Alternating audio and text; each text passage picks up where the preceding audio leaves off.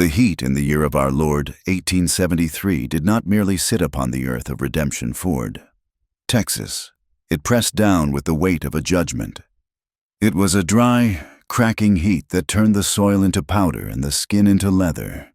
Inside the small wooden chapel that sat like a blister on the edge of the vast plains, Reverend Nathaniel Brooks wiped the sweat from his forehead with a handkerchief that had long since lost its whiteness. The church was empty, save for the dust motes dancing in the shafts of sunlight that pierced the gaps in the shutters. Brooks sat at his rough-hewn oak desk, the tip of his pen hovering over a piece of parchment. He had been staring at the paper for 1 hour. The ink was drying on the nib. He dipped the pen again. He had to be truthful, yet he had to be careful. A shepherd does not lead his flock to the wolves, but sometimes he must bring a lamb to a wolf that has learned to walk on 2 legs, hoping the instinct to hunt has been replaced by the instinct to protect. To the St. Louis Matrimonial Agency, he wrote, his script looping and deliberate. I am seeking a wife for a parishioner of mine. He is a man of strong constitution, 28 years of age, who has turned his heart toward the Almighty. He possesses land, a herd of horses, and a soul that seeks peace. I have enclosed the draft for $50 to cover the travel expenses and the agency fee. Send a woman who understands that redemption is not a gift, but a labor. He did not write that the man was Comanche. He did not write that the man's name was Koha Redhawk, or that the town of Redemption Ford looked upon him with eyes that held hatred as tightly as a miser holds a gold coin. Brooks signed his name, folded the letter, and sealed it with wax. The flame of the candle flickered, casting a long, trembling shadow against the wall. It looked like a cross, or perhaps a sword, 10 miles west of the church, where the horizon stretched out until it seemed to snap from the tension. Koha Redhawk rode in silence. The wind here did not whisper. It hissed. It carried the scent of dry sage and the copper tang of distant storms. Koha rode a paint horse that moved with the fluid grace of water flowing over stones. He wore the buckskin shirt of his people, but trousers of heavy wool bought from the trading post. A leather bag hung from his saddle horn. Inside it rested a King James Bible, its cover worn smooth by his thumbs, resting uneasily against a quiver of arrows fletched with hawk feathers. He saw the wagon before he heard it. It was a heavy schooner, listing dangerously to the left, stranded in a dry wash. A wheel had shattered against a hidden rock. A man was struggling with the axle, cursing the sky, while a woman stood guard with a rusty scattergun, her bonnet limp with perspiration. Koha approached slowly. He kept his hands visible, high on the reins. He knew the rules of this new world. To move too fast was to invite a bullet. "Ho!" Koha said, his voice deep and scraping like gravel. The woman swung the gun toward him. Her eyes went wide, white rims showing all around the iris. "Stay back," she hissed. "We have nothing for you." Koha did not flinch. He looked at the broken wheel, then at the sun beating down on the 2 small children hiding behind the woman's skirts. "Your axle is sound," Koha said, his English precise, shaped carefully by the lessons of Reverend Brooks. "But the wood of the wheel is dry rot. You cannot fix it with anger." The man wiped grease from his face. Squinting, he saw the dark skin, the high cheekbones, the black hair tied back with a leather thong. He reached for the hammer at his belt, his knuckles white. Koha dismounted. He ignored the tension radiating from them, a heat fiercer than the sun. He walked to the nearby scrub, cut a sturdy limb of mesquite with his knife, and returned, without a word.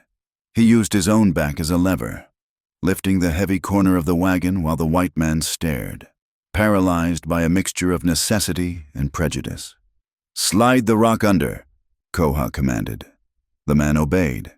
It took 1 hour to rig a temporary skid that would let them limp to the next outpost. When it was done, Koha wiped his hands on his trousers. He took a drink from his canteen, then offered it to the children. The woman slapped the man's hand down before he could reach for it. She pulled her children back, pressing their faces into her apron as if Koha's very breath was a contagion. "We thank you," the man said, but his eyes were hard, looking at the bow on Koha's saddle. But you best be moving on. We do not want trouble." Koha kept his canteen. He did not smile. He did not scowl. He merely mounted his horse. "The creek is 5 miles north," he said. "Do not stop until you reach it." He turned his horse and rode away. He felt their eyes boring into his back, sharp as flint. He had saved them, and for that, they hated him. It was the way of things. He touched the saddlebag where the Bible lay. "Love thy neighbor," the book said. It did not say the neighbor would love you back. The town of Redemption Ford was not built for beauty. It was built for survival. 2 rows of wooden structures stared at each other across a street of beaten earth that turned to mud in the rain and choking dust in the drought. There was a general store, a livery stable that smelled of manure and liniment, a post office, and 3 saloons. The largest, the Gilded Spur, spilled noise onto the street even in the daylight. Marshal Caleb Dorsey stood on the porch of the marshal's office, leaning against a support post. He was a man who wore his authority like a second skin. His tin star was polished to a mirror shine, contrasting with the dull, dusty gray of his vest. He had the face of a hawk, sharp, predatory, and unblinking.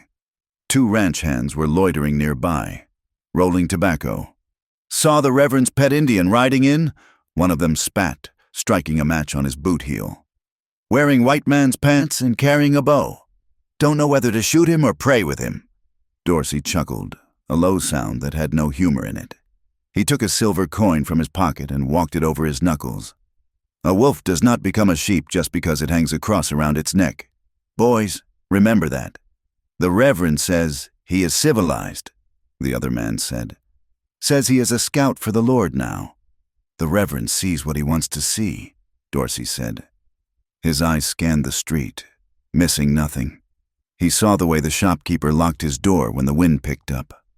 He saw the fear that lived in the marrow of this town. He fed on it. "I was there at the Battle of Crooked Creek. I saw what his kind does to a homestead. You can wash the war paint off, but you cannot wash the blood out of the bloodline." The telegraph operator came running out of the office, waving a yellow slip of paper. "Marshal news from the railroad company. The track-laying crew will be at the crossing in 3 weeks." Dorsey took the paper. He read it, a slow smile spreading across his face.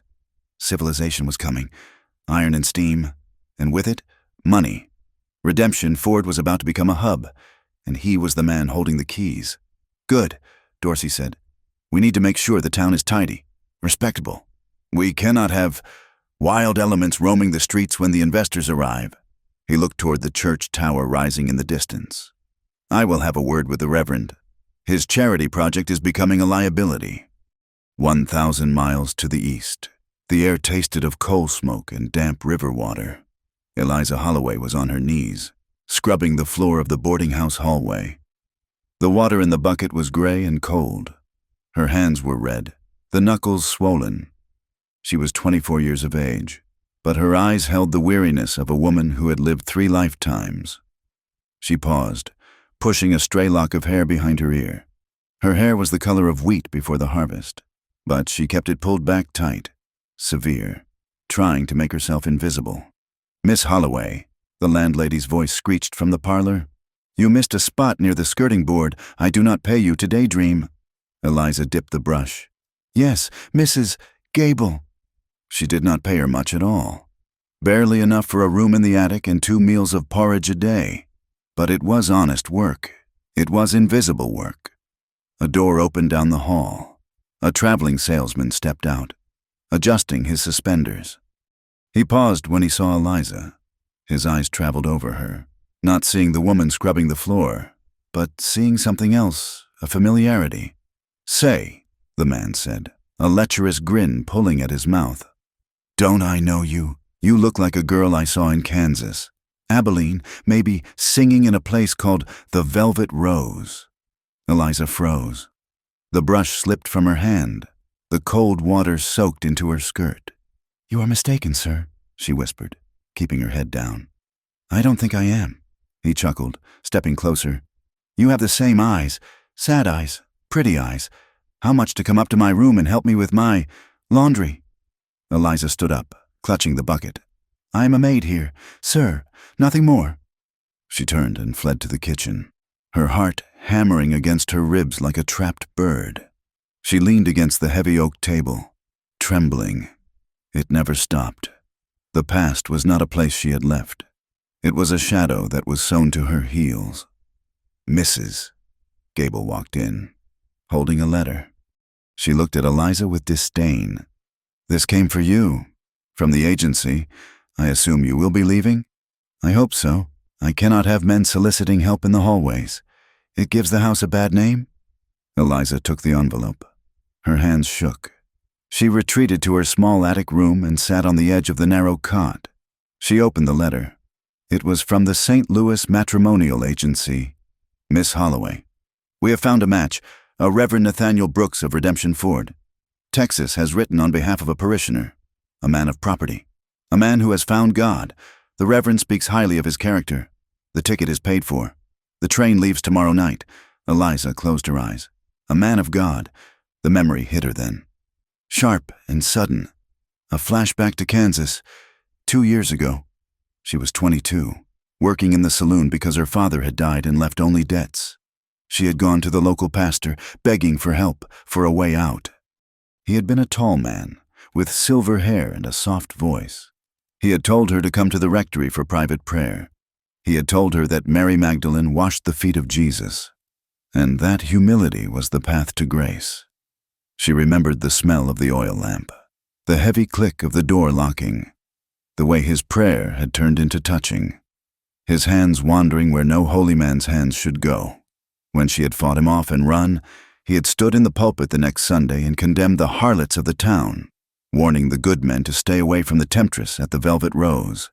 She had been ruined, cast out, and now, another man of God was offering her a lifeline. But this was different, she told herself. This was a husband, a man who had found God, which meant he was a convert, perhaps a sinner who repented, someone who might understand stains on a soul. She looked at her reflection in the cracked mirror. "Eliza Holloway," she whispered. "You are going to Texas." The sun was setting in Redemption Ford, painting the sky in bruises of purple and orange. Koha stood in the rectory of the church. The room was small, smelling of beeswax and old paper. Reverend Brooks sat at his desk, looking at the young Comanche warrior. "I have sent the letter, Koha," Brooks said softly. Koha stiffened. He stood by the window, looking out at the darkening plains. "I asked you not to." "Nathaniel, you did not ask," Brooks corrected. "You said you were not worthy. That is different." "I am a Comanche," Koha said, turning to face the older man. "My hands, they have done things your God forbids. And my hands have failed to do things God commanded," Brooks said. Standing up, he walked to Koha and placed a hand on his shoulder. The contrast was stark, the pale, liver-spotted hand of the clergyman against the dark buckskin. "Koha, listen to me. You are a scout for the army now. You have cut your hair. You carry the book. But you go home to an empty house. You sit in the dark and you remember the fire." Koha looked away. The memory of the fire was always there, the screams of his village, the cavalry charge, the day he lost everything and found only silence. "Faith is like a seed. Son," Brooks continued, "it cannot grow in dry air. It needs soil. It needs a home, a wife, a family. That is the anchor you need, to believe you are not a monster. You must see yourself through the eyes of someone who loves you." "No white woman will have me," Koha said, his voice flat. "She will come," Brooks said with a certainty that frightened Koha. "She will come because she, too, is looking for something. We are all broken." "Koha, we are just looking for someone whose broken pieces fit our own." Koha said nothing. He touched the cross that hung around his neck. It felt heavy, heavier than the bow. Down the street, Marshal Dorsey sat in the back room of the Gilded Spur. The air was thick with cigar smoke. He was playing solitaire. "So," he said to the saloon keeper, a rotund man named Silas, "the train brings supplies next week, and passengers. Just a few. Silas said, wiping a glass. "And I heard the Reverend is expecting a package." Dorsey paused, a card hovering in midair. "A package? A bride?" Silas grinned. "Mail order. For his pet Indian." Dorsey laughed. It was a sharp, barking sound. He slapped the card down on the table. "The ace of spades." "A bride for Red Hawk," Dorsey mused. "Imagine that. A white woman, desperate enough to sell herself to a savage. She must be at the bottom of the barrel. Damaged goods." He took a sip of whiskey. His eyes narrowed. "This town is going to be a city. Silas, a city of laws. We cannot have that kind of filth mixing the bloodlines. It sets a bad example." He stood up, adjusting his gun belt. "When she arrives, let me know. I think I should be on the reception committee." "I want to see what kind of woman takes money to sleep in a teepee." The St. Louis train station was a cavern of noise and steam. The iron beast hissed, ready to depart into the night. Eliza Holloway stood on the platform. She wore a gray traveling dress that she had mended 3 times. Her coat was thin against the night chill. She carried a single carpet bag containing everything she owned in the world. In her pocket, her fingers traced the edge of a photograph. It was a tintype, taken 3 years ago, before the saloon, before the shame. In the picture, she was smiling. A genuine, hopeful smile. It was the only proof she had that she had once been innocent. She looked at the black gap between the platform and the train car. It looked like a mouth. "All aboard!" the conductor bellowed. Eliza took a breath. It rattled in her chest. She was going to a place called Redemption. She was going to marry a stranger. She was terrified. But as she looked back at the city, at the shadows where men like the salesman lurked, where memories of the hypocritical pastor waited, she knew that fear was better than despair. She stepped onto the train. She found a seat near the window.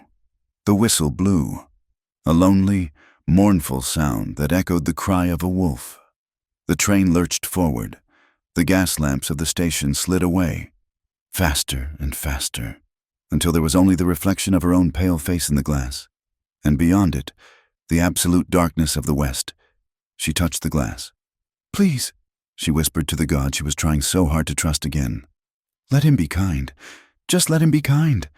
The train gathered speed, rushing headlong into the night, carrying a woman with a secret toward a man with a war in his soul. The rails ended at a place that barely deserved a name, a dusty termination point called Miller's Crossing, where civilization seemed to simply run out of steam. The iron horse hissed and shuddered to a halt, spewing black smoke into the pristine blue of the Texas sky. Eliza Holloway stepped down from the carriage, her boots sinking into an inch of red dust. She felt the advertisement folded inside her corset, stiff against her ribs. It was a physical reminder of her deception, a bride for a man of God.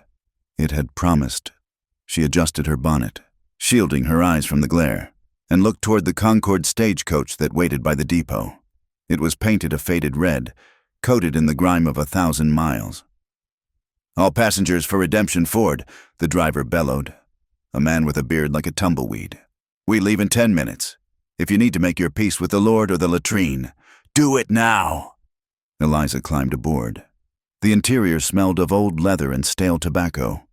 She was squeezed onto the bench seat between a nervous haberdasher clutching a sample case and a silent, heavy-set woman holding a basket of chickens. Opposite them sat a courier for the Wells Fargo Company, his boot resting possessively on a small, iron-banded strongbox bolted to the floorboards. "Gold?" the haberdasher asked, eyeing the box nervously. "Payroll for the railroad surveyors." The courier grunted, shifting the shotgun across his knees. "Enough to make a man kill, not enough to make him rich." The coach lurched forward. For 4 hours, they rattled across the broken landscape. The heat grew oppressive inside the cabin. Eliza stared out at the passing mesquite and cactus, her heart keeping a frantic rhythm with the turning wheels. Every mile took her further from the shame of Kansas, but closer to a lie she would have to live every day. She imagined the Reverend Brooks a stern, white-haired patriarch, perhaps holding a Bible, welcoming her to a clean, quiet parsonage. That image was her only comfort. The ambush did not happen with a shout. but with a sudden, violent lurch. The coach slammed to a halt, throwing Eliza against the courier. The horses screamed. Then came the gunfire cracks of thunder that seemed to split the wooden cabin apart.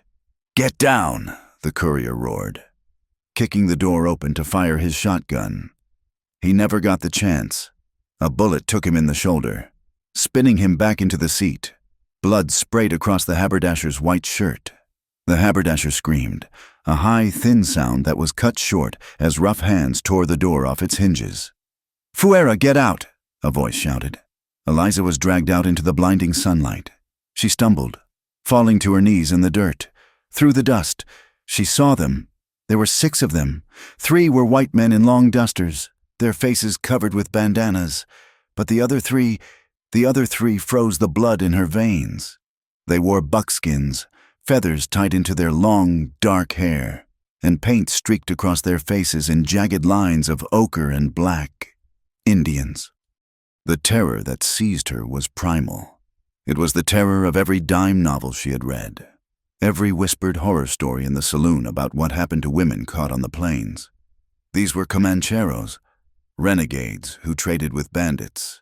But to Eliza, they were monsters from a nightmare.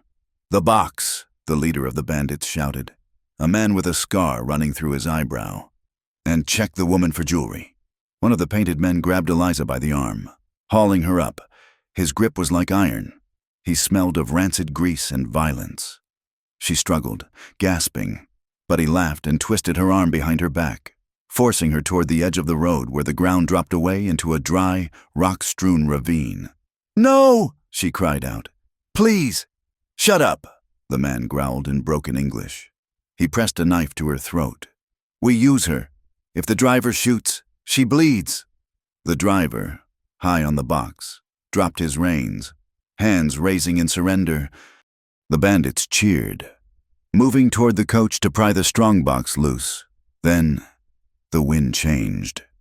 A whistling sound sliced through the air, sharper than the wind. An arrow slammed into the shoulder of the man holding Eliza. He howled, his grip loosening just enough. "Ambush!" the leader screamed. From the ridge above the road, a rider appeared. He did not look like the cavalry. He looked like the land itself rising up to fight. He was mounted on a paint horse, shirtless save for a leather vest, his skin the color of polished bronze. He held a repeating rifle in one hand and the reins in the other. Eliza watched, paralyzed, as the rider spurred his horse down the steep embankment. It was a suicide charge. The horse slid on its haunches, kicking up a cloud of dust that blinded the bandits. The rider Koha hit the ground running. He did not shoot the Comancheros. He struck the leader with the stock of his rifle, a blow that sounded like an axe hitting wood. The bandit crumbled. "Traitor!" one of the Comancheros shouted, recognizing him. "Red Hawk!" Eliza scrambled backward, her mind reeling. Red Hawk. They knew him. He was one of them. She was caught between 2 packs of wolves. The firefight was chaotic and brief. Koha moved with a fluidity that was terrifying to behold. He ducked a wild swing from a machete, swept the man's legs out from under him, and fired a single shot into the dirt near the man's head, a warning. Not a kill. The bandits, realizing they had lost the element of surprise and facing a warrior they clearly feared, scrambled for their horses. "Vamonos! Let the box go!" the leader shouted, clutching his broken nose. They rode off in a cloud of dust and curses, leaving the stagecoach battered but intact. Silence rushed back into the valley, heavier than before. Eliza stood near the edge of the ravine, her chest heaving. She watched the savior turn toward her. He was tall, his body a map of lean muscle and old scars. His hair was long and loose, blowing in the wind. He looked wild, dangerous, exactly like the men who had just attacked her. Only his eyes were different. They were not filled with bloodlust, but with a cold, hard focus. "Are you hurt?" he asked. The sound of his voice deep, commanding, and speaking perfect English shocked her so much she took a step back. Her boot heel caught on a loose stone. The earth beneath her gave way. She fell backward into the ravine. The scream tore from her throat, but it was cut short as a hand clamped around her wrist. The jolt nearly dislocated her shoulder. She dangled over a 10-foot drop onto jagged rocks. Looking up, she saw him. Koha was lying flat on his stomach on the edge of the road, his arm extended, holding her weight with a strength that seemed impossible. "Do not struggle," he said through gritted teeth. He pulled. Slowly, steadily, he hoisted her up. Eliza scrabbled at the dirt with her free hand, finding purchase. He dragged her over the lip of the ravine and onto the solid ground. Because of the momentum, she collapsed right on top of him. For 1 second, the world stopped. She was pressed against his chest. She could smell him, not the rancid grease of the bandit, but the scent of horsehair, the salt of honest sweat, and the faint, lingering aroma of sage smoke. Her hands were on his shoulders, her fingers touching the warm, damp skin. Underneath her palms, she felt the heavy, rapid thud of his heart. It was a human heart. He was staring up at her, his dark eyes wide, startled by the intimacy. Eliza scrambled off him as if she had been burned. She crab-walked backward until her back hit the wheel of the stagecoach. "Stay back!" she gasped, her hand going to her throat. Koha sat up slowly. He wiped the dust from his vest. He did not move toward her. His gaze dropped to the ground where her reticule had fallen and spilled its contents during the struggle. Lying in the dust, face up, was the envelope from the St. Louis agency. The red wax seal of the Redemption Ford Church was broken, but unmistakable. Koha reached out and picked it up. His movements were slow, deliberate.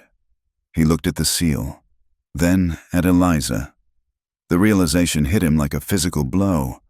His face, which had been unreadable, hardened into a mask of stoic resignation. "You are the one," he said. It was not a question. "The Reverend's person?" Eliza nodded, her voice trembling. I'm Eliza Holloway. I am here to marry Reverend Brooks's parishioner." Koha stood up. He dusted off the letter and held it out to her. He did not bow. He did not smile. "The Reverend is the pastor," Koha said, his voice devoid of emotion. "He is not the groom." He tapped his own chest with a thumb. "I am the groom." Eliza stared at him. The world tilted on its axis. She looked at the feathers in his hair, the knife at his belt, the wildness that clung to him. This was the man of God. This was the man of property the letter had promised. "You," she whispered. The word came out as a horrified exhale. "Me," Koha said. He turned away, refusing to look at the disappointment he knew was painted on her face. He walked toward the courier, who was groaning on the ground. "Get your dead and your wounded." Koha called to the driver. "We cannot stay here. They will come back with more men." They could not take the stagecoach. The axle was cracked from the sudden stop. The driver and the surviving passengers decided to limp back to the way station with the uninjured horses. Koha, however, insisted they press on to Redemption Ford. He had his horse, and he had orders from the Reverend to bring her home safely. Eliza had no choice. She mounted behind him, her arms forced to wrap around his waist to keep from falling.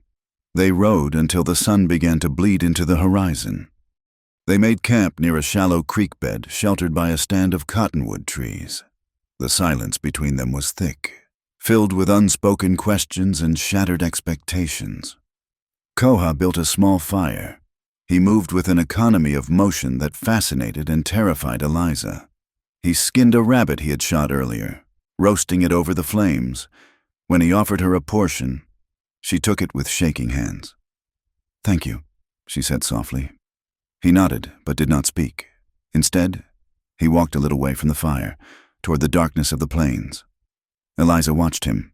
She saw him kneel. He took a small wooden cross from his pocket and held it in his hand, but he did not fold his hands as the pastors in Ohio did. He raised his face to the sky, to the first stars appearing in the indigo vault. "Ada, Pia Memp," he whispered, the Comanche words blending strangely with the English that followed. "Father, Creator, thank you for the breath in my lungs. Ura, thank you for the steady hand. Protect this woman, for she is far from her tent." Eliza hugged her knees to her chest, a savage who prayed. a warrior who quoted the Bible. It was wrong. It didn't fit the boxes she had built in her mind to make sense of the world. And then, a colder fear washed over her. He was a true believer. She could hear it in his voice, the sincerity, the raw desperation of a man clinging to God. If he was truly a man of such devout faith, what would he do when he found out who she was? What would he do when he learned that the hands clinging to his waist today had poured whiskey for drunks and allowed men to touch her for money? He stood up and returned to the fire. The flames cast dancing shadows on his face, making him look half man, half spirit. "You should sleep," Koha said. "We have 20 miles to ride tomorrow." Where will I stay?" Eliza asked. "The Reverend has a room for you at the parsonage until the wedding," Koha said. He looked at her, his dark eyes searching her face. "If there is a wedding," Eliza stiffened. "What do you mean?" "You expected a white man," Koha said bluntly. "A man in a suit, not a Red Hawk." "I expected a Christian," Eliza parried, her defensive walls slamming into place. "There are many kinds of Christians," Koha said. He tossed a stick into the fire. Sparks swirled up into the night. "Some build churches, some burn them, some just try to survive the night." He lay down on the opposite side of the fire, wrapping himself in a wool blanket, turning his back to her. Eliza lay on the hard ground, staring at his broad back. She touched the corset where the paper still lay hidden. She was surviving the night, too, but she wondered if the dawn would bring judgment or mercy. The next morning, the heat returned with a vengeance. They rode in silence for the first hour, the rhythm of the horse lulling Eliza into a trance. The landscape was vast, terrifyingly open. There was nowhere to hide out here. "Why did you come?" Koha's voice broke the silence. He did not turn his head. Eliza tightened her grip on his waist. "The letter said you needed a wife." "The Reverend thinks I need a wife," Koha corrected. "I asked why you came. A woman does not leave the city for this dust and heat unless she is running towards something, or running away from something." Eliza's heart skipped a beat. She chose her words carefully, like stepping stones across a river. "I wanted a fresh start. The city, it is crowded, noisy." "It is lonely here," Koha said. "The silence forces you to listen to your own thoughts. Some people cannot handle that." "I am not afraid of silence." Eliza lied. She was terrified of it. Silence was when the memories came. "So it is faith, then?" Koha asked. "You came because God called you?" "Yes," Eliza said quickly, too quickly. "I wanted to serve, to build a Christian home." "And what did you do in the city to serve?" "I was a maid," Eliza said. The lie tasted like ash in her mouth. "I worked in a boarding house. I cleaned, I cooked, I mended my clothes." Koha fell silent. He seemed to be weighing her words. He knew the boarding houses of the cities. The Reverend had told him of the poverty there. It was a plausible story, but he felt the tension in her arms around him. "A maid," he repeated. "Hard work, honorable work." "Yes," Eliza whispered. "Honorable." The word mocked her. They crested a low ridge, and there it was. Redemption Ford. It looked insignificant against the vastness of the prairie, a cluster of brown squares and rectangles. But to Eliza, it looked like a fortress, a sanctuary. "We are here," Koha said. They rode down the main street. The town was waking up. People stopped what they were doing to stare. A woman sweeping a boardwalk froze, broom in hand. A blacksmith set down his hammer. All eyes were on them, on the Comanche warrior riding his war pony, with a white woman in a dusty gray dress clinging to his back. Eliza felt the weight of their gazes. It was a physical pressure.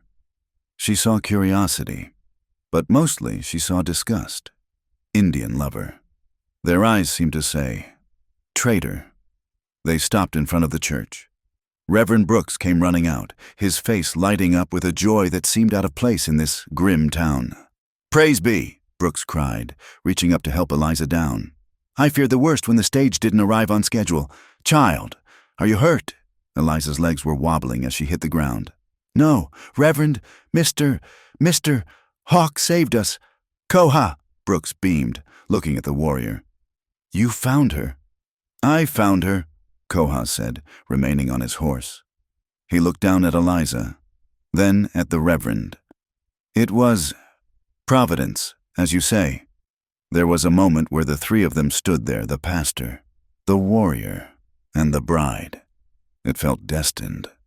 It felt like the beginning of a story that might actually have a happy ending. Then, a laugh drifted down from above. Eliza froze. She knew that laugh.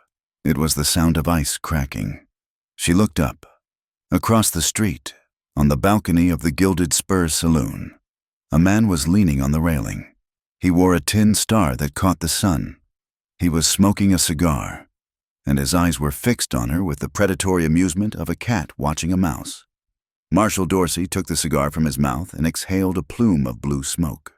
"Well, well," Dorsey called out, his voice carrying easily over the quiet street. "I never thought I would see the day." Reverend Brooks stiffened. "Marshal Dorsey, this is Miss Holloway. She has just arrived." "Oh, I know Miss Holloway," Dorsey said, his voice dripping with mock politeness. He leaned further over the railing, locking eyes with Eliza. Her blood ran cold. But the Miss Holloway I knew wasn't the church-going type. She was a bird of a different feather, a Kansas saloon dove, if I recall correctly. The silence in the street stretched tight as a bowstring. Koha turned his head sharply, looking from Dorsey to Eliza. His eyes narrowed. Mistaken identity. Surely. Dorsey smiled. A cruel, twisting thing. After all, what would a girl from the Velvet Rose be doing playing house with a savage unless business has been slow? Eliza felt the ground sway beneath her. The lie she had told 5 miles back I was a maid hung in the air between her and Koha, fragile as glass. And Dorsey had just picked up a stone. She looked at Koha. He was not looking at Dorsey. He was looking at her, and in his eyes, the light of welcome was flickering, threatened by the shadow of a doubt that had just taken root. The heavy oak door of the church closed, shutting out the glaring sun and the malice of Marshal Dorsey's laughter. Inside, the air was cool and smelled of beeswax and old hymnals. Eliza stood in the center of the aisle, her hands trembling so violently that she had to clasp them together to keep them still. Reverend Nathaniel Brooks stood by the altar, looking from the stoic Comanche warrior to the pale, terrified woman.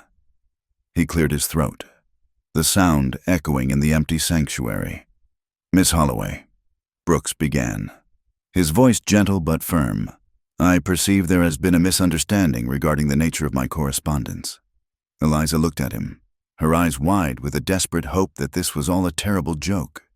"Reverend, the letter said, it said a man of God, a man of property. And Koha is both," Brooks said, gesturing to the man standing like a statue in the shadows of the nave. "He has found the Lord in a way few men ever do through the fire of tribulation, and he owns the deed to 300 acres of prime bottomland along the Brazos River." Eliza felt the floor sway beneath her. "But he is a Comanche," Brooks finished for her. "A scout for the army, a protector of this parish, and a man in need of a helpmeet to anchor his soul to this new life." The Reverend stepped closer, his eyes pleading. "I did not write for myself. Child, I am married to the church. I wrote for him. I believe that a woman seeking a new beginning might understand a man who is also trying to build a world from ashes." Eliza turned to look at Koha. He was watching her, his face impassive, but his dark eyes held a flicker of something that looked painfully like shame. He expected her to run. He expected her to scream. She thought of the alternative. The stagecoach was broken. The train was miles away. Outside that door, Marshal Dorsey knew her face and her secrets. If she stepped out alone, she was prey. If she stayed, she was... what? "A savage's bride. I have no money for a return ticket," Eliza whispered, the fight draining out of her. "Then stay," Koha said. It was the first time he had spoken since they entered. His voice was deep, resonating off the wood beams. "I do not ask for your heart. Not yet. I ask for your help. The land is hard. A man alone cannot hold it. Eliza looked at his hands. They were large, scarred, copper-skinned hands. They were hands that could kill, she knew that. But yesterday, those same hands had pulled her from the ravine and held her weight without faltering. "I will stay," she said, though her voice was barely a ghost of a sound. The ceremony was performed 10 minutes later. It was stark and hurried, stripped of all pomp. There were no flowers, no organ music, no white lace. Eliza stood in her dusty traveling dress. Koha stood in his buckskins and white man's trousers. Reverend Brooks read from the Book of Ruth, his voice defying the silence of the empty pews. "Entreat me not to leave thee, or to return from following after thee." Outside, the town of Redemption Ford was not silent. Through the thin walls of the church, Eliza could hear the murmur of voices. "Did you hear the whore from the east is marrying the Red Hawk? It is an abomination, mixing blood like that. The Reverend has lost his mind." The words were like stinging insects, buzzing against the glass. Eliza flinched with every sentence. Koha did not move. He stood like a stone in a river, letting the current break around him. When the Reverend asked for the rings, there were none. Koha untied a leather thong from his wrist, one woven with small turquoise beads, and held it out. "It is not gold," he said quietly. "It will serve." Eliza said. She held out her hand. He tied the leather around her wrist. His fingers were warm and dry. The connection was made. "I now pronounce you man and wife," Brooks said, closing his Bible with a finality that sounded like a judge's gavel. "What God has joined, let no man put asunder." They rode out of town under the heavy gaze of the midday sun. They did not speak. The ride to Koha's land took 2 hours, leading them away from the judgment of the town and into the wild, rolling expanse of the prairie. The homestead sat on a rise overlooking a bend in the river. Eliza had expected a teepee, or perhaps a dugout on the side of a hill. What she saw surprised her. It was a cabin, built of sturdy cottonwood logs, chinked with mud and straw. But it was not like the cabins of the white settlers she had seen from the train. Attached to the side of the structure was a brush arbor, a traditional Comanche shade shelter. Hanging from the porch beams were bundles of drying herbs, strips of leather, and a complex dream catcher made of willow and sinew. "It is sturdy," Eliza said, sliding down from the horse. "It keeps the rain out," Koha said. He dismounted and began to unsaddle the horse. "Go inside. I will tend to the stock." Eliza pushed open the heavy wooden door. The interior was a strange marriage of 2 worlds. On one side of the room, there was a proper iron bed frame with a quilt, a rough-hewn table, and 2 chairs. On the mantel above the stone fireplace rested the King James Bible and a small ceramic cross. But on the walls, stretched hides were pinned to dry. A bow and quiver hung opposite a repeating rifle. The floor was swept clean, covered in woven rush mats. It smelled of sage, wood smoke, and loneliness. She set her carpetbag down on the table. She was married. She was alone in the wilderness with a man she barely knew. Panic began to rise in her throat, tight and sour. Night fell quickly on the plains. Koha came in when the sky turned the color of a bruised plum. He washed his hands in a basin by the door, the water splashing loudly in the silence. He moved to the fire, stirring the coals to life. He heated a pot of stew that had been simmering in the ashes. They ate in silence, the only sound the scraping of wooden spoons against tin plates. When the meal was finished, Eliza stood up. I should prepare for bed." She turned away, her hands fumbling with the buttons of her bodice.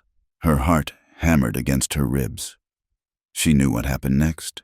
She knew the routine. The man would want what he had paid for. She had been bought with a train ticket and an agency fee. She closed her eyes, bracing herself for the rough hands, the smell of whiskey, the humiliating demand for feigned affection. She heard Koha move behind her. She stiffened, holding her breath, but no hands touched her. She heard the rustle of wool. She turned around. Koha had spread a buffalo robe and a blanket on the floor, near the hearth, far from the iron bed. He sat on the rug, pulling his boots off. "The bed is yours," he said, not looking at her. Eliza blinked, confused. "But we are married." Koha looked up then. The firelight danced in his dark eyes, softening the sharp angles of his face. "You are trembling, Eliza, like a trapped rabbit." "I am a wife," she said, reciting the role she thought she had to play. "I know my duty. Duty!" Koha repeated the word as if it tasted bitter. He stood up, crossing the room until he was standing 3 feet from her. He stopped there, respecting the invisible wall she had built around herself. "I did not bring you here to be used," he said softly. "I did not buy you by the hour. Eliza, we have time. A marriage is not a transaction. It is a growing thing." Eliza felt tears prick her eyes. I do not understand." "You are safe here," Koha said.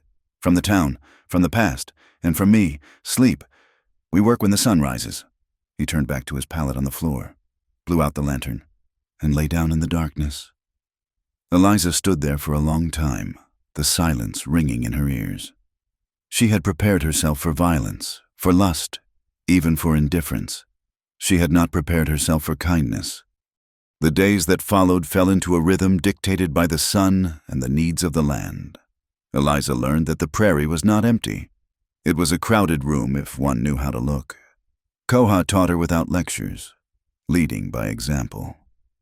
"Watch the grass," he told her one morning as they walked to the river to fetch water. "See how it bends there. A coyote passed this way 1 hour ago." He showed her which beetles signaled rain by the way they burrowed. He taught her to listen to the pitch of the cicadas to know how hot the day would get. Eliza took over the domestic chores with a fierce determination. She scrubbed the cabin floor until the wood was pale and clean. She mended Koha's shirts, her needle flashing in the sunlight. She cooked with the meager supplies they had, learning to make bread in a Dutch oven over the coals. There was an intimacy in their work, a slow-building heat that had nothing to do with the Texas summer. It was in the way Koha would pause while chopping wood to watch her hang laundry, his gaze heavy and thoughtful. It was in the way Eliza's hand would brush his arm when she handed him a cup of coffee, her fingers lingering for a fraction of a second too long on his warm skin. One afternoon, Koha was repairing a fence line. The wire had snapped, coiling back like a snake. It had cut his forearm, a shallow but jagged gash. "Let me," Eliza said, rushing over with a strip of clean cloth. She took his arm. The muscle was as hard as iron beneath the skin. She cleaned the blood away. Her head bent low over his arm. She could feel his breath on her hair.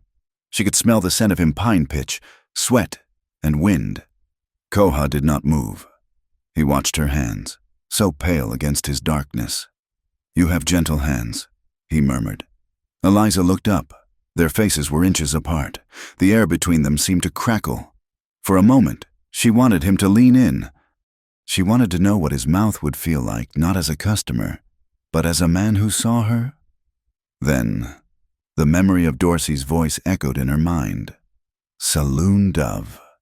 She pulled back, tying the knot too tight. "It is done," she said breathlessly, turning away to hide the flush on her cheeks. In Redemption Ford, the poison was spreading. Marshal Dorsey did not shout. He whispered. He stood at the bar of the Gilded Spur, buying drinks for the cattlemen and the drifters. "It is a shame about the Reverend," Dorsey would say, swirling his whiskey. "A good man, deceived, bringing a woman like that into our midst. I heard she was run out of Abilene for stealing from a patron, and now she plays house with a savage." He never told the whole truth. He dropped crumbs, a name, a date, a description of a dress she used to wear. He wanted the town to build the gallows for him. Reverend Brooks felt the chill first. When he walked down the street, women crossed to the other side, pulling their skirts tight. The Sunday service was half empty. Mrs. Miller, the banker's wife, confronted him outside the post office. "Reverend, we are concerned. Is it true? Is she a fallen woman? And you gave her to that Indian. Is that your idea of Christian charity, to mix filth with filth? She is a child of God." "Mrs. Miller," Brooks said, his voice shaking with suppressed anger. "And so is Koha. Judge not, lest ye be judged." The Bible also says to cast out the wicked, she sniffed, turning her back on him. Brooks returned to his empty church and knelt at the altar. He prayed for Koha and Eliza, but for the first time in 20 years, he felt a cold draft in his soul. He wondered if his pride in his project, his desire to prove that a Comanche could be civilized, had blinded him to the danger he had placed them in. 2 weeks after the wedding, the heat broke with a thunderstorm that rattled the teeth of the cabin. But the next day, the humidity hung heavy and suffocating. Eliza took a basket of laundry down to the river. The water was low, running clear over the limestone bed. She was alone. Koha had ridden out to check on the herd of wild mustangs he was breaking. The heat was unbearable. Sweat trickled down her spine, soaking her dress. She looked around. The horizon was empty. The cottonwoods provided a thick screen of green. Impulsively, she unbuttoned her dress. She slipped it off, leaving it on a rock, clad only in her thin cotton chemise and petticoat. She waded into the water. It was glorious. The cool water swirled around her thighs, washing away the dust and the fear. She dipped her head back, wetting her hair. For a moment, she was just Eliza. Not a bride, not a whore, not a refugee, just a woman in a river. She did not hear the horse approach. The soft sand muffled the hooves. Koha rode out from the tree line. He stopped dead. He saw her standing in the water, the sunlight dappling her wet chemise, turning it translucent. He looked away immediately, a flush of heat rising in his neck that had nothing to do with the sun. He turned his horse to leave, to give her privacy. But as she turned to wade back to the bank, the wet fabric of her chemise clung to her back. Koha froze. Through the thin, wet cotton, the scars were visible. They were old, silver-white lines crisscrossing the skin between her shoulder blades, raised welts, the marks of a belt, or perhaps a riding crop. He knew those marks. He had seen them on captives taken by rival tribes. He had seen them on horses beaten by cruel masters. They were the signature of brutality. Eliza looked up and saw him. She gasped, crossing her arms over her chest, sinking lower into the water. Koha, I did not hear you. But Koha did not apologize. He slid from his horse and walked to the water's edge. His eyes were not on her body in lust. They were fixed on her face with a terrible intensity. Who did that to you? He asked. His voice was low, vibrating with a growl that was pure predator. Eliza realized what he had seen. She reached back, trying futilely to cover her spine. It is nothing. An accident. Years ago. That is no accident, Koha said. He stepped into the water, boots and all. He stopped 3 feet from her. That is the work of a man who enjoys pain. Was it a husband? No, Eliza whispered, looking down at the swirling water. It was. A saloon owner. In Kansas. I dropped a tray of expensive whiskey. He said I had to work it off. I refused to do what he asked. So he took it out of my hide. She waited in disgust. She waited for him to realize that a woman beaten in a saloon was exactly what Dorsey said she was. Instead, the water rippled. Koha reached out. He did not touch her skin. He hovered his hand just above her shoulder, as if afraid she would shatter. He is lucky I was not there, Koha said. The violence in the promise made Eliza shiver, but it was a shiver of safety, not fear. Come out. The water is getting cold. That night, the silence in the cabin was different. It was heavy, but charged with static electricity. Eliza sat on the edge of the bed, wearing a clean nightgown. She was brushing her hair, the rhythmic rasp, the only sound in the room. Koha sat by the fire, oiling his rifle, but his hands were idle. He was watching her. He stood up and walked to the cupboard. He took out a small tin of salve, a mixture of bear grease and arnica that he made himself for saddle sores and burns. He walked to the bed. Eliza stopped brushing. Her hand froze in midair. Turn around, he said softly. Eliza hesitated. Her heart beat against her ribs like a trapped bird. Slowly, she turned her back to him. She pulled her hair aside, exposing the nape of her neck and the upper slope of her back. She felt the mattress dip as he sat down behind her. This will help the skin, he said. It pulls the old pain out. His fingers touched her. Eliza let out a shaky breath. His hands were rough, calloused from the bowstring and the reins, but his touch was incredibly light. He rubbed the salve into the old scars, tracing the lines of her trauma with a reverence that felt like prayer. The sensation was overwhelming. The heat of his hand seeped into her bones. It was not sexual, yet it was the most intimate thing she had ever experienced. In the saloon, men had touched her with greed, with haste, with ownership. Koha touched her as if she were made of holy glass. "Does it hurt?" he whispered, his face close to her neck. "No," Eliza breathed, closing her eyes. She leaned back slightly, unconsciously seeking his warmth. "It feels warm." Koha's hand moved from her shoulder to the nape of her neck.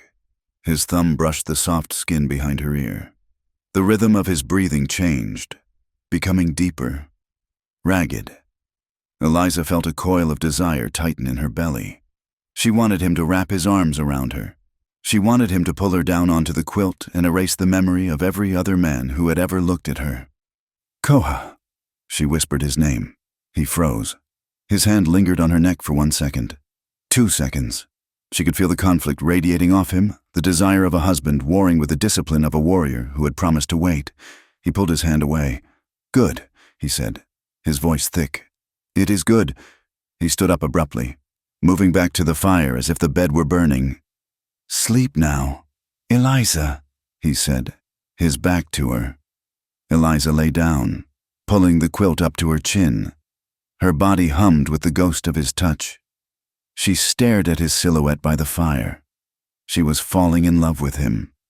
The realization terrified her more than the Comancheros, more than Dorsey, because if she loved him, she had to be honest with him. And if she was honest, if she told him that she wasn't just a maid who dropped a tray, but a woman who had been passed around like a bottle of cheap wine on the night his people were slaughtered, he would not just stop touching her. He would hate her. Outside, the wind howled across the plains, sounding like a chorus of accusing voices. Eliza closed her eyes. But sleep was a long time coming. The preparations for the dedication of the cross began with a sunrise that looked like a blood orange split open against the horizon. The air in Redemption Ford was thick with dust and a nervous, frenetic energy. The town council, led by the banker Mr. Miller, had decreed that a new, massive timber cross would be raised on the limestone ridge overlooking the valley. It was to be a symbol of peace, a testament that the wild land had been tamed by the gospel. Reverend Nathaniel Brooks knew better. He stood by the wagon that held the heavy beams, wiping his brow. He knew that symbols did not tame men, they only gave them a place to hide their sins. Marshal Caleb Dorsey rode up on his black gelding. The horse pranced sideways, kicking up dust onto the Reverend's polished boots. Dorsey looked immaculate, his vest brushed, his tin star gleaming like a second sun. "A fine day for a spectacle." "Reverend," Dorsey said, leaning over his saddle horn. "It is a day for worship, Marshal," Brooks corrected him. "Not a spectacle. Same thing to most folks." Dorsey grinned. He looked toward the edge of the crowd, where Koha Redhawk stood by his paint horse. Koha was dressed in his best shirt, the collar stiff and uncomfortable, his hair tied back severely. He looked like a man trying to fit into a frame that was too small for him. Dorsey trotted his horse over to the Comanche. "Redhawk," Dorsey greeted him, his voice loud enough to turn heads. "Marshal," Koha replied, his face a mask of stone. "We are going to need you to stand back during the ceremony," Dorsey said, gesturing with a gloved hand toward the tree line, away from the platform. "Way back, some of the ladies. Well, they get jittery seeing a savage this close to the sanctified ground. We want everyone to feel safe, don't we?" Koha's jaw tightened. The muscle feathered near his ear. He looked at the cross, then at the townspeople who were already whispering behind their hands. "I will stand where the Reverend bids me," Koha said. "The Reverend isn't in charge of security." Dorsey's voice dropped, losing its false warmth. "Stand back, boy, or don't stand at all." Koha held the marshal's gaze for a long moment, a clash of wills that crackled in the dry air. Then, slowly, He turned his horse and moved to the periphery, into the shadow of the mesquite trees. Inside the church kitchen, Eliza Holloway was fighting a different battle. The room was stiflingly hot, filled with the smell of yeast and sugar. The women of the ladies' auxiliary were preparing the communion bread and the feast for afterward. "Not like that, Mrs." Miller snapped, taking the mixing bowl from Eliza's hands. "You are kneading it like it is a laundry. It is dough, girl. It requires a gentle touch, but I suppose you are not used to domestic delicacies." Eliza wiped her flour-dusted hands on her apron. "I am doing my best, Mrs. Miller." "We heard your husband is hiding in the trees," another woman tittered, cutting slices of ham. "Probably waiting to hunt a squirrel for lunch." The kitchen erupted in polite, cruel laughter. Eliza felt the heat rise in her cheeks, hotter than the wood stove. She wanted to scream. She wanted to tell them that the man in the trees had more honor in his little finger than their husbands had in their entire soft bodies. But she said nothing. She lowered her head and picked up the dish towel. She was the outsider. She was the stain on their white linen tablecloth. That evening, the wind shifted. The heat broke, replaced by a sudden, biting chill that rolled down from the caprock. In the cabin by the river, Koha built the fire high. The cabin felt different tonight. The tension of the day, the insults, the exclusion had drawn a circle around them. Inside that circle, it was just the two of them against the world. Eliza sat on the rag rug near the hearth, holding a tin cup of tea. Her hands were still trembling from the humiliation in the kitchen. Koha sat in the rocking chair, whittling a piece of ash wood. He watched the firelight play on her hair. "They were unkind to you," Koha stated. It was not a question. "They were polite," Eliza said, staring into the flames. "Which is worse, they treat me like a guest who has overstayed her welcome." "You are not a guest," Koha said. The knife stopped moving. "This is your home." "Is it?" Eliza looked up at him. Her eyes were swimming with unshed tears. "Or is it just a place where we are both hiding?" Koha set the wood and the knife down. He leaned forward, his elbows on his knees. "I hide from nothing, but today I remembered why I used to fight. Tell me," Eliza whispered. "I was 10 years of age when I killed my first buffalo." Koha said softly, "My father painted my face with the blood. He told me that the land gives us life, but only if we are strong enough to hold it. Then the soldiers came. The winter of 1868. The sky turned black with smoke. I came back from the hunt to find silence."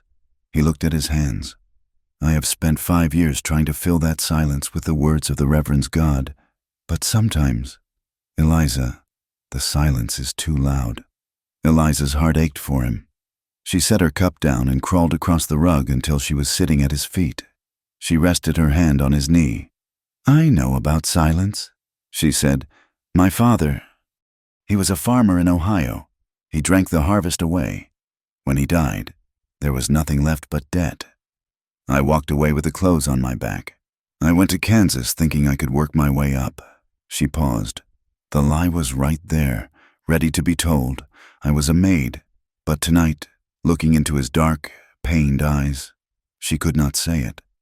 I found that a woman alone has no value in the city, unless she sells the only thing she owns." She stopped. She couldn't say the rest. "Not yet." Koha looked down at her. He placed his hand over hers. His palm was rough, warm, and heavy. "You are not alone now," he said. The air in the room shifted. It became thick, charged with a magnetic pull. Koha slid from the chair down to the rug beside her. They were eye to level eye. The firelight cast their shadows tall against the log wall, merging them into one shape. "Eliza." He breathed her name. It sounded like a prayer in a language she didn't know. He reached out and touched her cheek. His thumb traced the line of her jaw. Eliza leaned into his touch, her eyes fluttering shut. She felt his breath on her face, smelling of mint and wood smoke. When he kissed her, it was not like the demanding, hungry mouths of the men in the saloon. I was hesitant. It was a question. "May I?" Eliza answered by pressing closer. her hands tangling in his long, dark hair. The kiss deepened. It became an outpouring of all the loneliness, all the fear, and all the desperate hope they had carried for years. It was a fire that burned without destroying. Koha pulled back slightly, his forehead resting against hers. "I am not a white man," he whispered roughly. "I cannot give you a mansion." "I do not want a mansion," Eliza said, her voice breaking. "I want to be seen." Koha swept her up into his arms. He carried her to the iron bed in the corner. He laid her down on the quilt as if she were made of porcelain. When he joined her, there was no rush. There was only the slow, deliberate unraveling of defenses. Outside, the wind howled, rattling the door on its hinges. But inside, wrapped in the darkness and the warmth of each other's skin, Eliza finally felt clean. She felt the scars on her back being covered by his hands. For the first time in her life, she believed that maybe, just maybe, she could be washed again. The morning of the dedication dawned bright and cruel. The sky was a hard, enamel blue. The entire population of Redemption Ford had gathered on the hill. The new cross stood tall, its shadow stretching long across the crowd. Eliza stood beside Koha near the back. She wore her gray dress, but she had tied a blue ribbon around her neck, a small splash of color that signaled her new confidence. She held Koha's arm. He stood tall, his head high, ignoring the glares of the cattlemen. Reverend Brooks stood at the base of the cross, his Bible open. "We gather here to dedicate this symbol of suffering and redemption," he shouted over the wind. "To mark a new era of brotherhood." "Amen," shouted Mrs. Miller. "Brotherhood," a voice cut through the amens. "That is a mighty fine word, Reverend." The crowd parted. Marshal Dorsey walked up the hill. He was holding a piece of paper in his hand. It was yellowed, tattered at the edges, flapping in the wind like a dead leaf.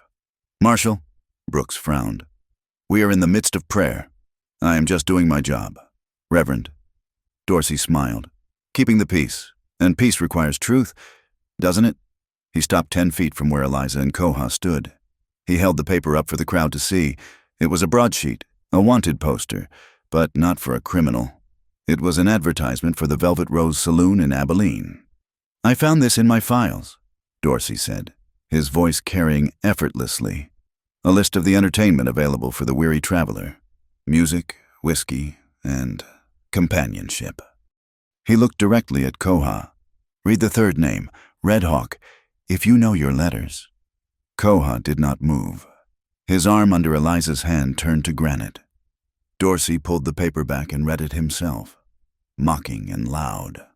"Lola the Lark, Diamond Gertie, and Miss Eliza Holloway, the Kansas Dove, special rates for officers."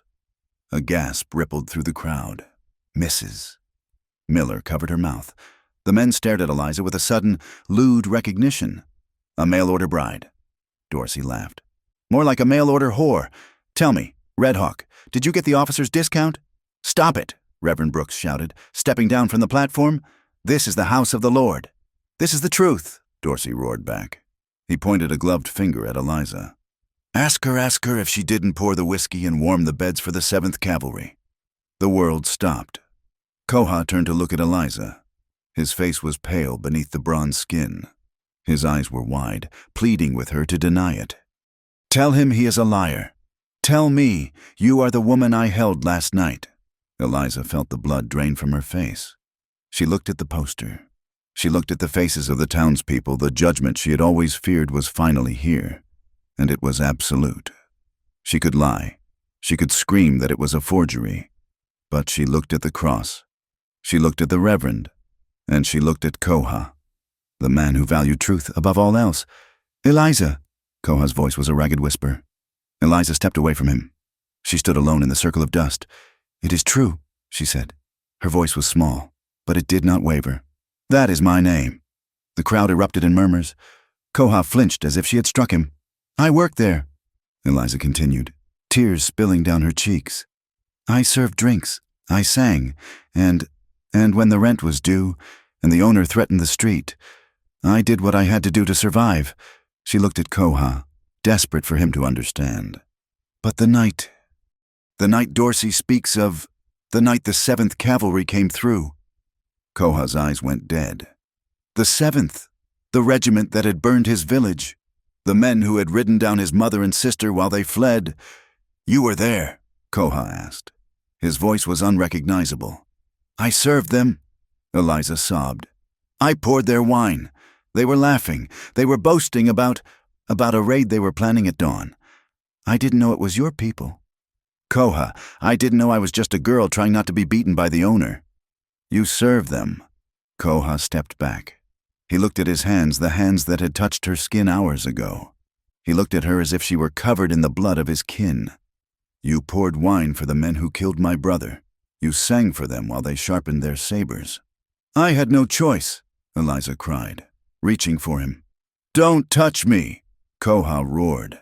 He recoiled violently, stumbling back. The rejection was total. It was physical. Dorsey chuckled. A low, triumphant sound. He walked over to Koha, leaning in close. See, I told you, boy. White men like us. We use women like her for sport. We don't bring them home to meet mother. You picked up our scraps and called it a wife. Koha looked at Dorsey, then at Eliza.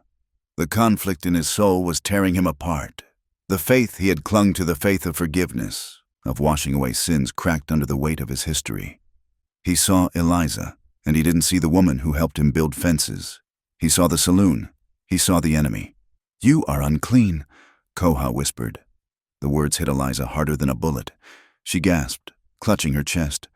She looked around at the sneering marshal, the horrified reverend, the condemning crowd. She turned and ran. She ran past the cross, past the horses, into the thick scrub oak forest that bordered the hill. She ran until her lungs burned and the branches tore at her dress.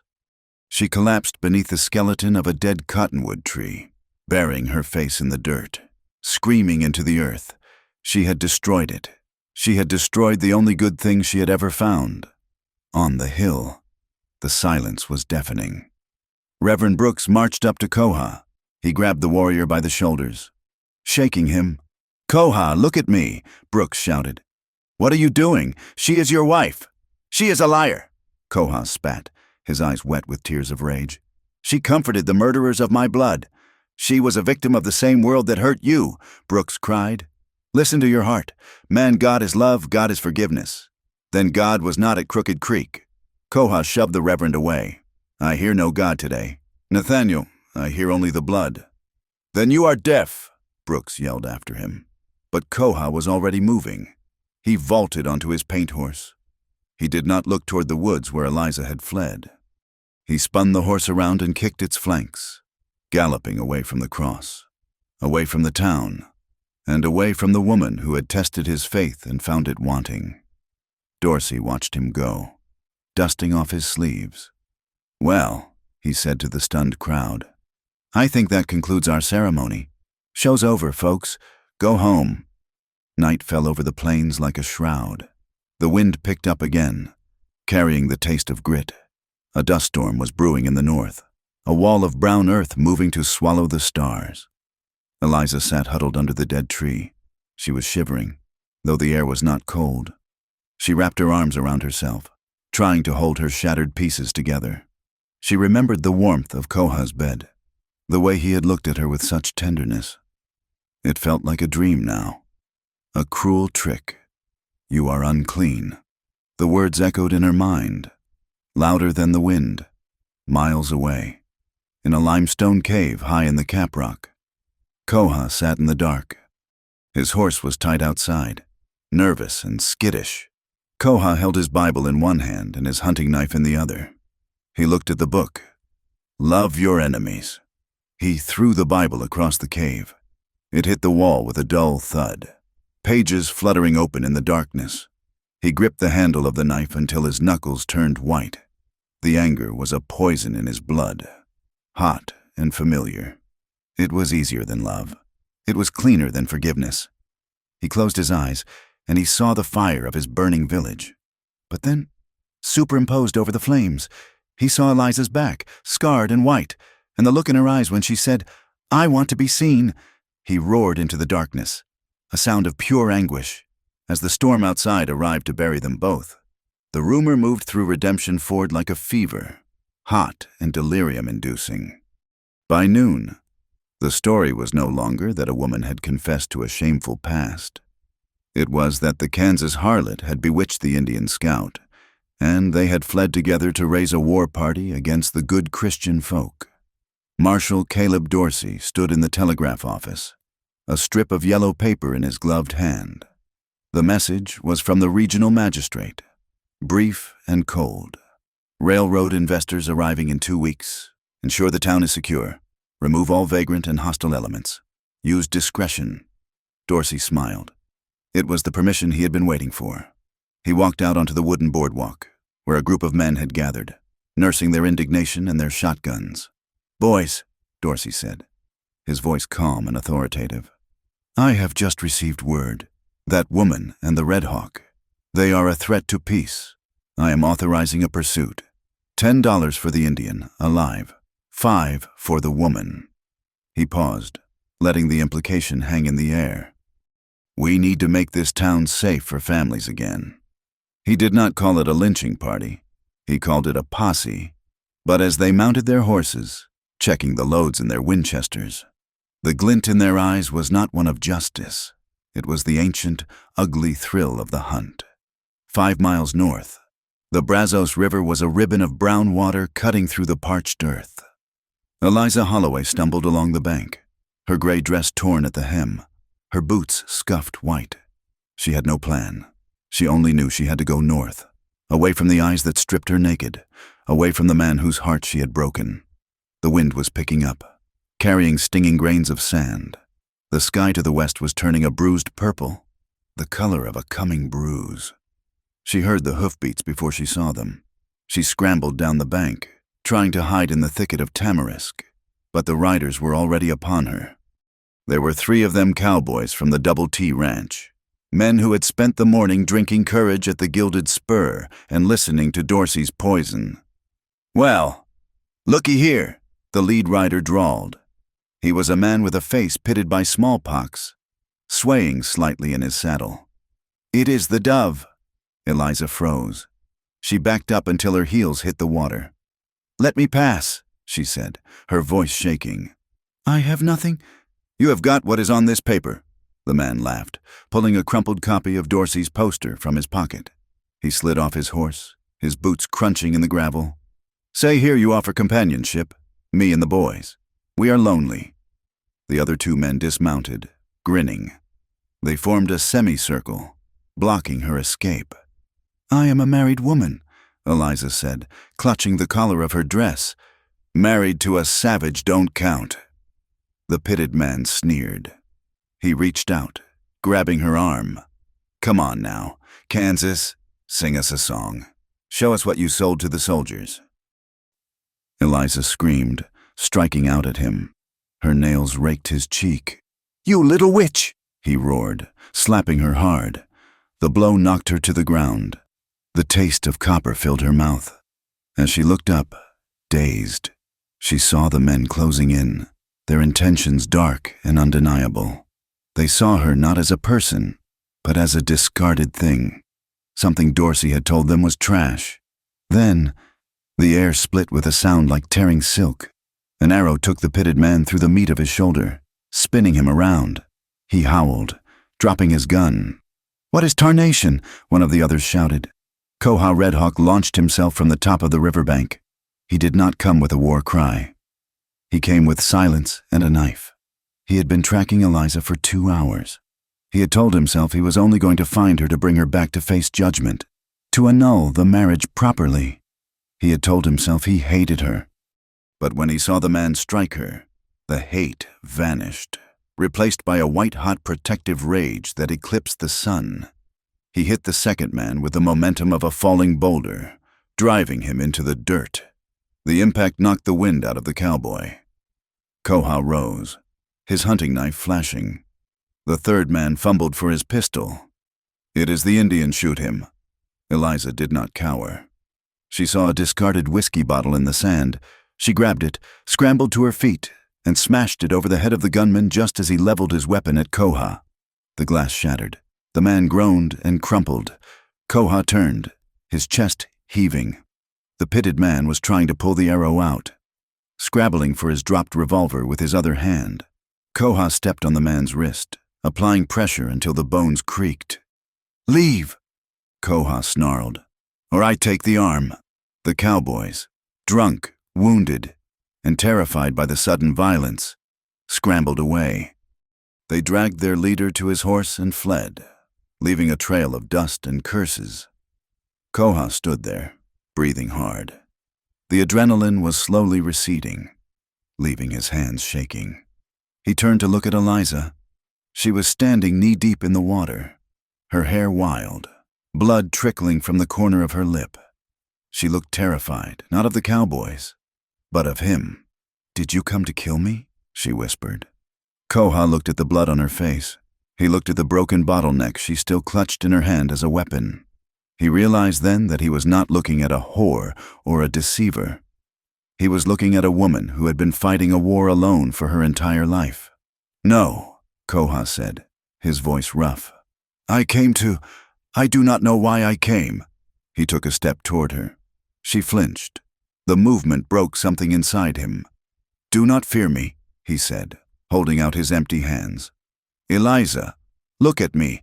I am not them." The wind howled, louder this time. The purple sky had turned black. A wall of dust, 1,000 feet high, was racing toward them across the plain. "Storm!" Koha yelled over the wind. "We cannot ride! The cave! Run!" He grabbed her hand. This time, she did not pull away. They reached the limestone overhang just as the world turned into a screaming brown void. The dust storm swallowed the light, turning midday into midnight. Inside the shallow cave, the air was thick with grit, but they were sheltered from the flaying wind. They collapsed against the back wall, gasping for breath. The temperature dropped rapidly, as it always did in these storms. Eliza was shivering violently, her wet dress clinging to her skin. Koha did not hesitate. He unfastened his buffalo hide cloak and wrapped it around her. Then, he sat beside her, pulling her into the circle of his own warmth. "You are freezing," he said. "I am fine," she chattered, her teeth clicking together. "You are not fine," Koha said. He pulled her closer until her head rested on his chest. "Be still." They sat there in the dark, the storm raging outside like a beast trying to claw its way in. The physical intimacy was necessary for survival, but it stripped away the anger that had stood between them. "Why did you fight for me?" Eliza asked into the darkness. "After what Dorsey said, after what I admitted." Koha rested his chin on the top of her head. "Because when I saw them touch you, I did not see a woman from a poster. I saw my wife." Eliza began to cry. It was a quiet, broken sound. "My father sold me," she said. The truth poured out of her. No longer a secret to be guarded, but a poison to be purged. He owed money for seed. He gave me to the saloon owner in Abilene to work off the debt. I was 17. The owner, he said I was pretty. He put me in a dress that showed too much skin. He told me to smile at the men. Koha tightened his hold on her, his hand stroking her arm. "Then I went to the church," she continued, her voice catching. "I thought the pastor would help, but he blamed me. He said my beauty was a snare. He used me in the vestry and then called me a harlot from the pulpit." "Nathaniel is not that man," Koha said fiercely. "I know," Eliza sobbed. "But the soldiers, the 7th, they came through. They were celebrating. They had orders to move out at dawn to pacify a Comanche village. They wanted whiskey and women to send them off. The owner locked the doors. He said we had to keep the heroes happy." She looked up at Koha in the gloom. "I poured their wine. I sang for them because if I stopped, the owner would beat me. But inside I was dying. And the next day, I heard they had wiped out a village on the Red River." Koha went still. The Red River. That was his village. "I remember that night," Koha said, his voice sounding far away. "I was returning from a hunt. I heard the shots. I saw the smoke, but before the shooting, I remember the noise. The soldiers were loud. They were singing. He looked at Eliza. They were singing a song about a girl in a yellow dress. The Yellow Rose of Texas, Eliza whispered. I sang that for them. They made me sing it 3 times. The connection hit them both with the force of a physical blow. They were 2 ends of the same tragedy. The song she had been forced to sing was the last thing his family heard before they died. Koha felt the old anger rise, the desire to blame her. The easy target. But then he looked at her. He saw the bruise forming on her cheek where the cowboy had hit her. He felt the tremors in her body. She was not the enemy. She was a casualty. He realized that hating her was what Dorsey wanted. It was what the world wanted. To divide the broken people so they would not heal each other. I judged you, Koha said, his voice cracking. I stood on that hill and I judged you because I wanted to be righteous. I wanted to be the good Indian that the Reverend was proud of. He took her hand and placed it on his chest, right over his heart. But the Reverend's God, if he is real, he does not live in the church, Koha said. He lives in the truth, and the truth is that you are not unclean. Eliza, you are a survivor, like me. Can you forgive me? Eliza asked. For serving them, there is nothing to forgive, Koha said. He leaned down, his forehead touching hers. You did not pull the trigger, and I left you alone on that hill. That is the sin I need forgiveness for. He kissed her then. It was salt and dust and tears, but it was the holiest thing either of them had ever known.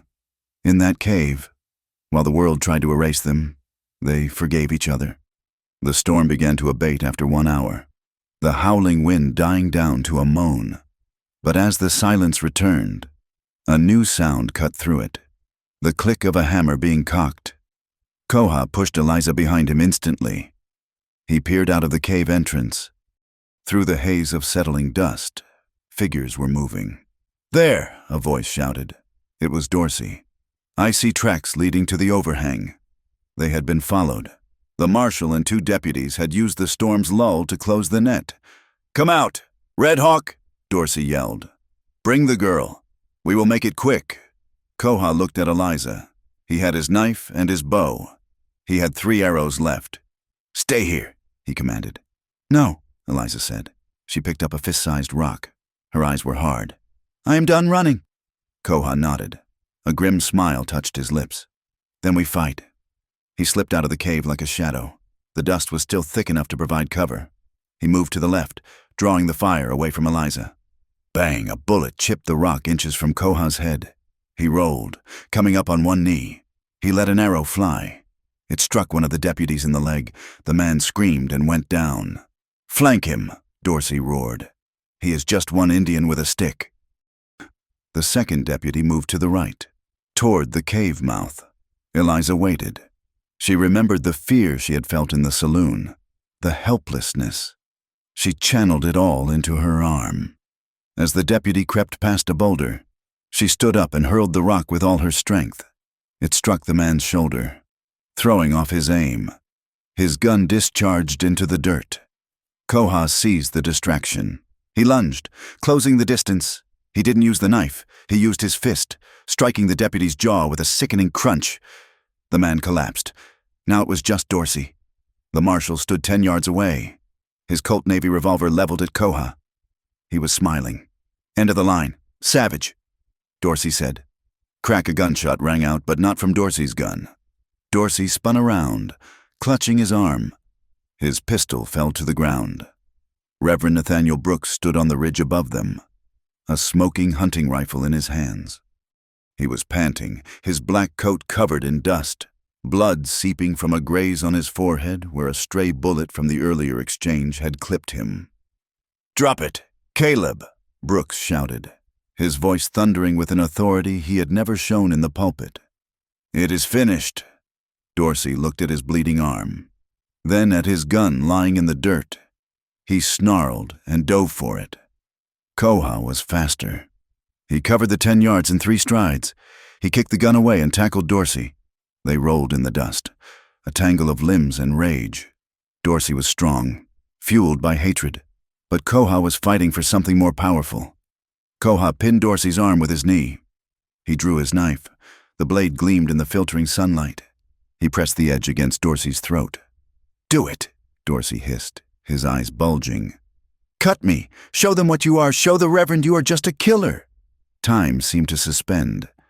Eliza stepped out of the cave. "Koha!" she screamed. Reverend Brooks scrambled down the slope. "Koha, no! Listen to the voice of God, not the voice of blood!" Koha looked down at the man who had tormented him. He remembered the village. He remembered the poster. He remembered the way Dorsey had looked at Eliza. Every instinct in his Comanche blood screamed to open this man's throat, to balance the scales. But then he looked at Eliza. She was not looking at him with fear anymore. She was looking at him with trust. If he killed Dorsey, he proved the martial right.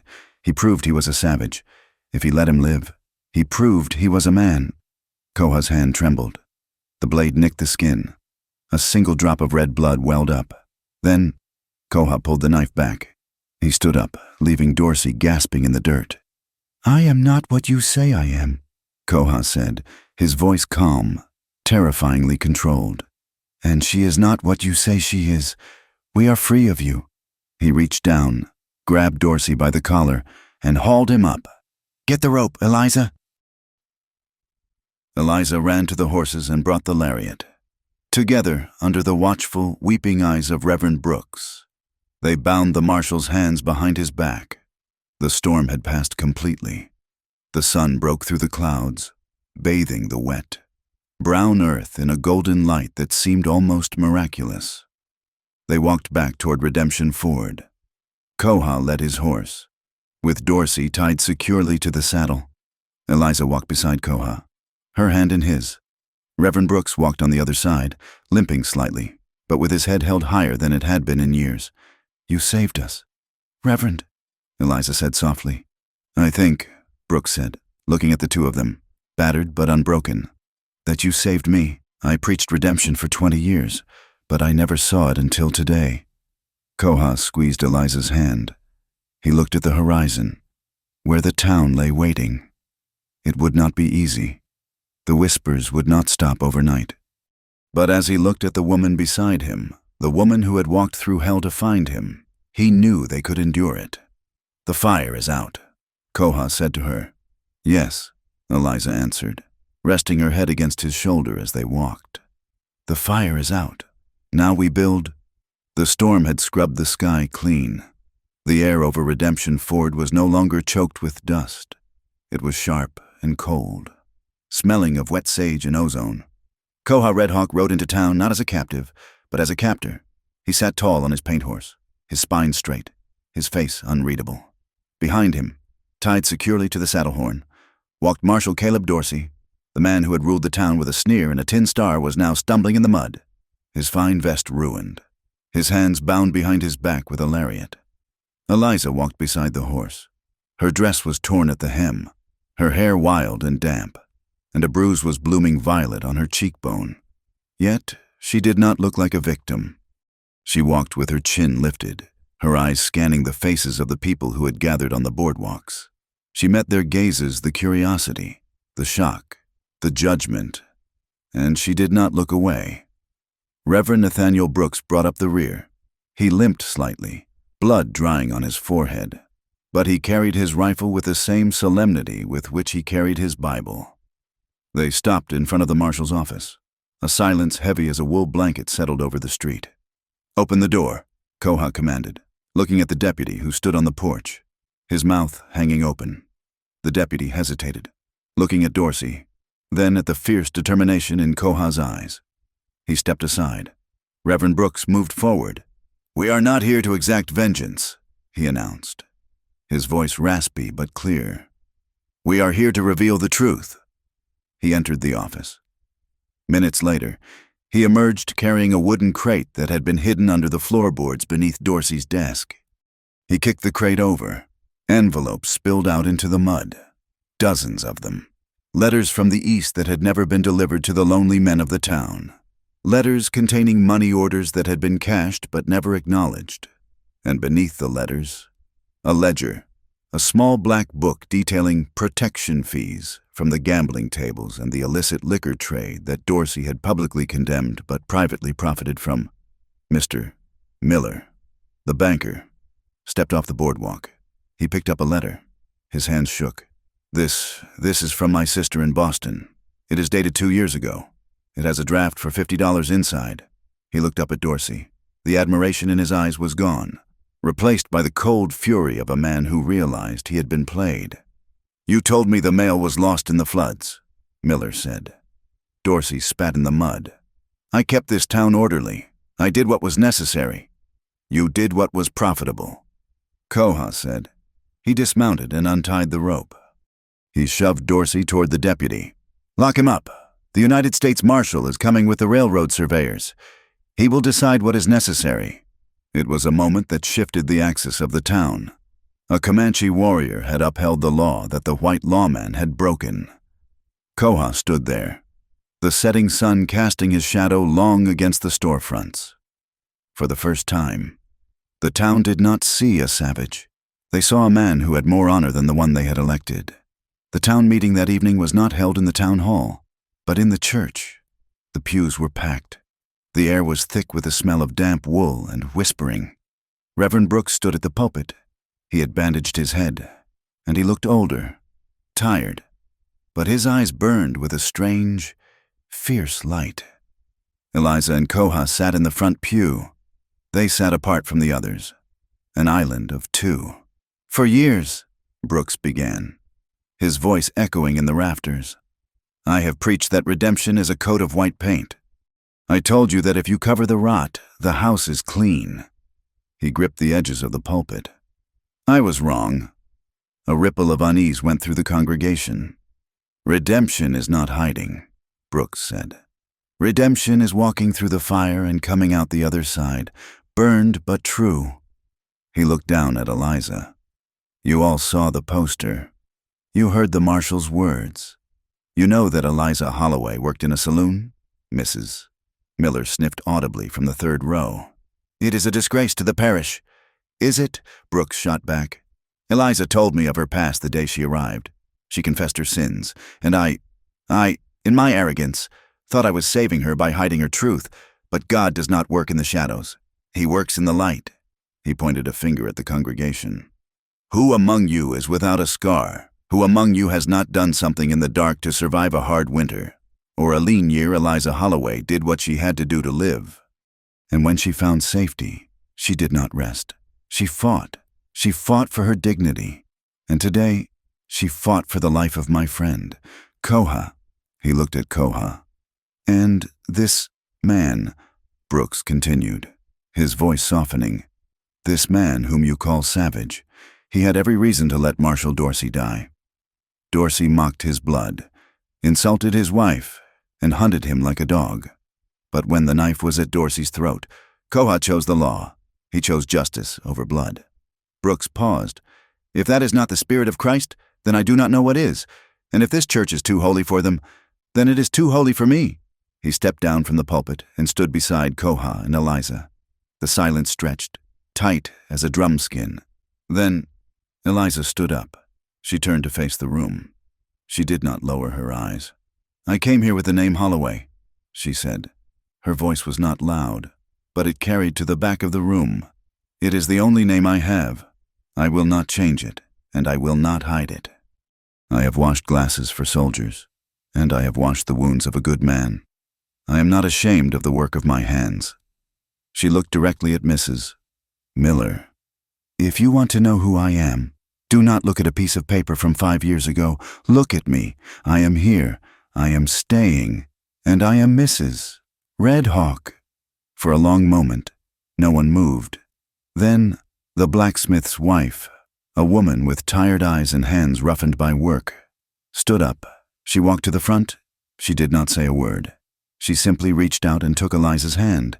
It was a small crack in the dam. Another woman followed a widow who ran the laundry, then a ranch hand who had been saved by Koha's scouting warnings the previous winter. Mrs. Miller stood up. Her face pinched. She gathered her skirts. I will not sit with this, she hissed. She marched out of the church, her heels clicking angrily on the floorboards. 2 other families followed her, but the rest stayed. The town of Redemption Ford had fractured, shedding its skin of hypocrisy. Those who remained were the ones who understood that the West was not a place for saints. It was a place for survivors. 2 days later, the United States Marshal arrived on the supply train. He was a grim man with a gray mustache, accompanied by 4 deputies. He took custody of Caleb Dorsey. Koha met them at the station. He watched as Dorsey was shackled and loaded onto the prisoner car. Dorsey looked at Koha through the iron bars of the window. The arrogance was gone, replaced by a hollow, defeated stare. "You should have killed me," Dorsey muttered. "It would have been cleaner. That is the old way." Koha said calmly, "I am building something new." The marshal nodded to Koha. "The magistrate will be interested in that ledger. Mr. Hawk, you did the territory a service." "I did it for my wife." Koha said, "Well," the marshal tipped his hat, "if you ever tire of breaking horses, the service could use men who know when to use a knife and when to use a rope." Koha watched the train steam away, disappearing into the vast horizon. He felt a weight lift from his shoulders, a weight he hadn't realized he had been carrying since the day his village burned. The war was over. Not the war between the army and the tribes, perhaps, but the war inside him. The sun was dipping below the horizon, painting the sky in strokes of violet and gold. When Koha and Eliza finally returned to their homestead, the cabin stood quiet in the twilight. It looks different now. Before, it had been a shelter. Now, it felt like home. They walked inside. The air was still and cool. Koha lit the kerosene lamp on the table. The soft yellow glow pushed back the shadows, creating a circle of intimacy. Eliza took off her shawl. She looked at the simple room, the iron bed, the hearth, the drying herbs. She looked at Koha. He was standing by the door, watching her. The tension that had defined their relationship, the hesitation, the secrets, the fear of judgment had evaporated in the heat of the cave. "Are you hungry?" Koha asked. Eliza shook her head. "No." She walked over to him. She reached out and took his hand, his fingers interlaced with hers, natural and easy. "The bed," Eliza said softly. "It is big enough for 2. Koha's eyes darkened, the pupils dilating. He lifted her hand to his lips, kissing the knuckles. "Are you sure there's no debt here, Eliza? No obligation?" "I know," she whispered. She reached up and untied the leather thong that held his hair back. The dark strands fell around his face. "That is why I'm sure." He blew out the lamp. The room was bathed in the low, flickering light of the dying fire in the hearth. Koha pulled her into his arms. This time, there was no hesitation.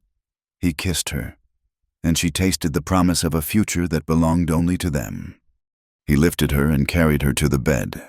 When they lay down, the shadows of their bodies merged on the log wall, becoming one single, fluid shape.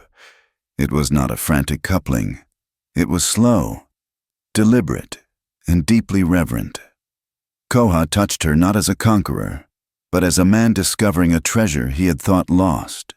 He traced the scars on her back with his fingertips, and with every touch, he silently vowed that no one would ever hurt her again. Eliza held him, feeling the heavy, steady beat of his heart against her chest. She realized that for all her running, all her hiding, she had been moving toward this moment, toward this specific darkness, toward this specific man. "I love you?" she whispered into the hollow of his neck. Koha froze for a heartbeat. Then he buried his face in her hair, breathing her in. "And I love you, Eliza, more than I have words for in your language or mine." Outside, the river flowed on, timeless and indifferent. But inside the cabin, 2 broken people fitted their pieces together and became whole. A week later, Reverend Brooks rode out to the homestead. He carried a saddlebag that looked heavy. Koha and Eliza were sitting on the porch. Koha was mending a bridle, and Eliza was reading a seed catalog. They looked up as the Reverend approached. There was an ease between them now, a comfortable silence that spoke of deep understanding. "Good morning," Brooks called out, dismounting stiffly. "I bring peace offerings." "We are already at peace. Nathaniel, Koha said, standing up to shake the older man's hand. Good. Then consider these housewarming gifts. Brooks smiled. He opened the saddlebag. He pulled out a small stack of books, poetry, history, and a primer on agriculture. For the mind, he said, handing them to Eliza. Then he pulled out a simple cross carved from olive wood. And for the spirit. He looked around the cabin. Where should we put it above the bed? Koha looked at Eliza. They shared a private smile. No, Koha said. The door. He took the cross. He walked to the heavy timber door frame. Hanging there already was the Comanche medicine bag, a small leather pouch containing sage, a hawk feather, and a smooth river stone. It was a charm for protection and clarity. Koha took a nail and hammered it into the wood. Right beside the medicine bag, he hung the cross there. The two symbols hung side by side, the cross of the white man's god and the charm of the spirits of the plains. They did not clash. They balanced each other. It is good, Brooks said, nodding. 2 watchers are better than 1. They sat on the porch as the afternoon sun began to stretch the shadows. Eliza brought out a pot of coffee. They watched the river, shining like a sheet of hammered copper. The town is changing, Brooks said, blowing on his hot coffee. 3 families left yesterday. They said they could not live in a town that they left. Good riddance, Eliza said, her voice sharp but not bitter. We need room for better people. Speaking of room, Koha said. He gestured toward the open land to the east of the cabin. Eliza has an idea. Eliza set her cup down. She leaned forward, her face animated with a new purpose. The trail is getting busy. Reverend, the railroad will bring more people, but it will also bring more women like me, women who are alone, women who have no money and nowhere to sleep but the saloon floors or the streets. She looked at Koha, and he nodded his support. We want to build an addition, Eliza said. A boarding house, but not just for anyone.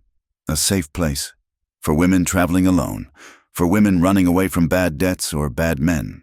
A place where they can rest without being asked for payment. Brooks stared at her. A sanctuary.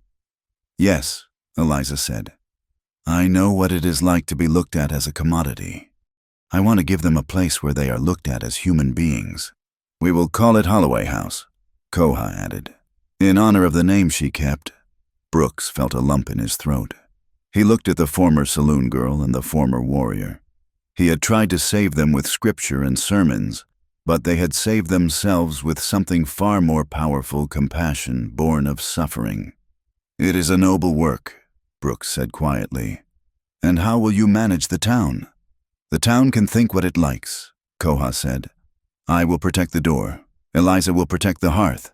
And if any man comes looking for trouble, he touched the knife at his belt.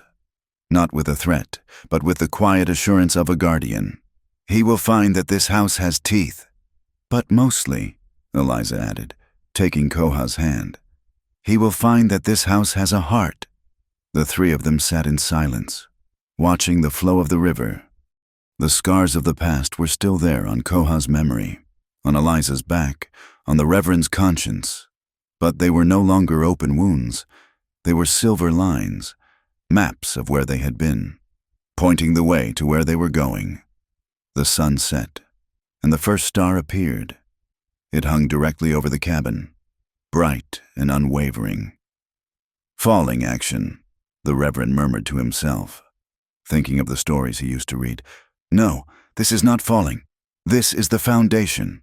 The night settled in, not with the terror of the dark, but with the promise of rest, and in the window of the cabin, the light from the hearth glowed steady and warm, a beacon for anyone lost on the long, dusty road to redemption. The iron rails finally reached Redemption Ford in late November. They came like stitches sewing the torn edges of the frontier to the fabric of the civilized world. With the steam engines came the noise, the smoke, and a new tide of humanity's speculators in checkered suits, cattle barons with ambitious eyes, and weary families looking for a patch of earth that did not fight back. But when the passengers stepped onto the newly built platform, coughing in the coal dust, One of the first things they saw was not a saloon or a bank. It was a modest but sturdy wooden sign hammered into the ground near the edge of town, pointing west toward the river. Holloway House, Rest for Traveler Women. It was no longer just a cabin. In the 6 months since the trial of Marshall Dorsey, the structure had grown. Koha, with the help of 2 drifters who had sought shelter and paid in labor, had added a long wing to the original homestead. It had a solid roof, a wide porch, and 3 rooms filled with clean bunks. Eliza stood on that porch, wiping her hands on her apron. She wore a dress of calico blue, the color of the morning sky. She was no longer the frightened girl clutching a carpetbag, nor the shamed woman hiding in a cave. She was the matriarch of a sanctuary. A wagon rattled up the lane. It was a rickety thing, pulled by a mule that looked ready to surrender to the dust. The driver, a hard-faced man with eyes like flint, did not stop. He simply slowed down enough for a young woman to jump off the back. She landed awkwardly in the dirt. She clutched a small bundle to her chest. She was young, perhaps 17, and even under the loose folds of her shawl, the swell of her belly was undeniable. The wagon sped up, the driver not looking back. He was leaving his shame behind. Eliza walked down the steps. The girl looked up, her face streaked with tears and road dust. She flinched as Eliza approached, expecting the judgment that had likely followed her for 1,000 miles. "Get up," Eliza said gently. "I have no money," the girl whispered. They said I could not ride with them anymore." "Not in my condition." Eliza reached out. She did not take the bundle. She took the girl's hand. "We do not take money here. What is your name?" "Sarah," the girl stammered. "Well, Sarah," Eliza said, pulling her up. "My name is Eliza, and you are not the first woman to be left by the side of the road because men found her inconvenient." She led Sarah into the main room of the boarding house. It smelled of sage, baking bread, and safety. Eliza poured a cup of water from the clay pitcher and set it before the girl. Sarah drank greedily, then looked at Eliza with wide, fearful eyes. "They said I was ruined. They said no decent house would take me." Eliza sat down opposite her. She smoothed her apron. "Do you see this roof?" she asked. "My husband built it. Do you see this food I cooked it? And do you see me?" Sarah nodded. "I was sold by my father," Eliza said, her voice steady and matter-of-fact. "I worked in a saloon where men paid to touch me. I was called a whore in the town square." Sarah gasped, the cup pausing halfway to her lips. "But I am not what they called me," Eliza said, leaning forward. "And neither are you. You are just a traveler who has had a hard journey. Here, you are not ruined. You are just tired. And tiredness can be fixed with sleep and soup." Sarah began to cry, great heaving sobs that shook her thin shoulders. It was the sound of a burden being put down. Eliza moved to her side, wrapping an arm around her, rocking her as she wept. It was a scene that had played out a dozen times in the last few months, the forging of a sisterhood built not on blood, but on the shared scars of survival. Outside, under the sprawling branches of an ancient oak tree near the river, a different kind of lesson was taking place. Koha Redhawk sat cross-legged on the grass. Around him sat a circle of children. There were the sons of ranchers, the daughters of shopkeepers, and a few children from the Mexican families who worked the rail line. 6 months ago, these children would have run from him, terrified by the stories of the savage.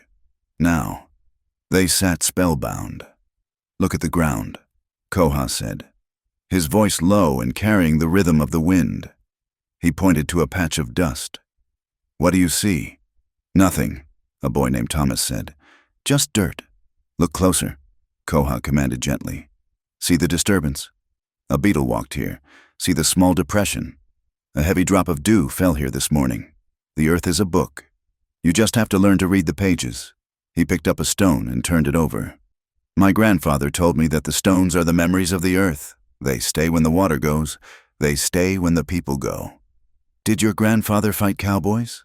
a little girl asked innocently. The old tension rippled through Koha for a second. He remembered the wars. He remembered the hate, but he looked at these faces that were open, curious, unpoisoned by the prejudices of their fathers. He fought for his home, Koha said carefully. Just as your father fights to keep his cattle safe. Sometimes, men fight because they do not know how to talk. I am teaching you to listen. If you listen to the wind, you know when the storm comes. If you listen to each other, you do not need to fight. He took a feather from his pouch, a hawk feather, and held it up. The hawk sees everything, but he only strikes when he must. To be strong is not to be cruel. To be strong is to see. He handed the feather to Thomas. The boy held it like it was made of gold. From the porch, Eliza watched him. She saw the way the sunlight caught the silver threads that were beginning to appear in his dark hair. He was no longer just a warrior, and no longer just a scout for the white man's army. He was a bridge. He was planting seeds of understanding in the rocky soil of the next generation, ensuring that the bloodshed of the past might not be the harvest of the future. Late in the afternoon, the wind shifted. It was a subtle change, at first a drop in temperature, a strange yellow tint to the light. Eliza looked up from the garden where she was harvesting late squash. She knew that color. She walked to the porch, wiping her hands. The horizon to the north was vanishing. A wall of dust, taller than the mountains, was marching across the plains. Koha appeared beside her. He had sent the children home 1 hour ago, sensing the shift long before the sky turned. "Storm again," he said softly. Eliza shivered, but not from cold. The sight of the dust wall brought back the memory of the cave, the terror of the chase, the desperation, and the moment she thought she had lost him forever. "It looks angry," she said. Koha unfolded a heavy wool blanket and draped it over her shoulders, pulling her close to his side. "It is just wind and earth. Eliza, it cannot hurt us." "We survived the last one," she whispered, leaning her head against his chest. "We did more than survive," Koha said, kissing the top of her head.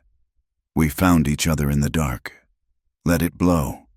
The foundation of this house is deep. It will hold." They stood there as the first grains of sand began to hiss against the wooden siding. They did not retreat inside immediately. They stood and watched the power of the wild land, respecting it, but no longer fearing it. They were part of it now. They had weathered the storm of prejudice, the storm of violence, and the storm of their own pasts. A little dust could not shake them.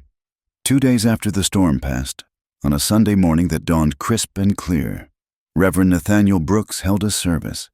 He did not unlock the doors of the church in town.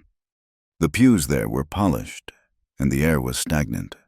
Instead, he rode out to the riverbank, to the spot near the cottonwood grove where Koha and Eliza had once faced down a posse.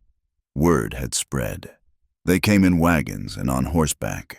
It was a motley congregation. There were the respectable folks who had slowly come back around, ashamed of their judgment. There were cowboys with hats in their hands, smelling of horse sweat and tobacco. There were the women from Holloway House, including Sarah, standing shyly in the back.